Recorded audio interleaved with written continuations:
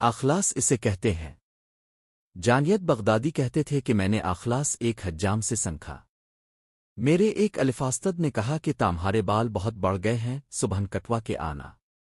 جنید بغدادی کے پاس بال بنوانے کے لیے رقم نہیں تھی، پھر بھی حجام کی دکان کے سامنے جا پہنچے تو وہ حجام ایک گاہک کے بال کاٹ رہے تھا۔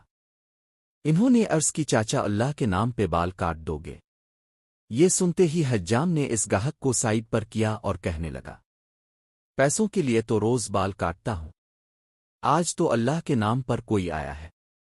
اب انہاں کا سر چاون کے کارسی پہ بٹھایا روتے جاتے اور بال کاٹتے جاتے۔ حضرت جنید بغدادی نے سوچا کہ زندگی میں جب کبھی پیسے ہوئے تو ان کو ضرور کچھ دوں گا۔ کافی عرصہ گزر گیا، جنید بغدادی بڑے صوفی بزرگ بن گئے۔ ایک دن ملنے کے لیے حجام کے پاس گئے، واقعہ یاد دلایا اور کچھ رقم پیش کی تو حجام کہنے لگا، جانیت تو اتنا بڑا صوفی ہو گیا، تجھے اتنا نہیں پتہ چلا کہ جو کام اللہ کے لیے کیا جائے اس کا بدلہ مخلوق سے نہیں لیتے۔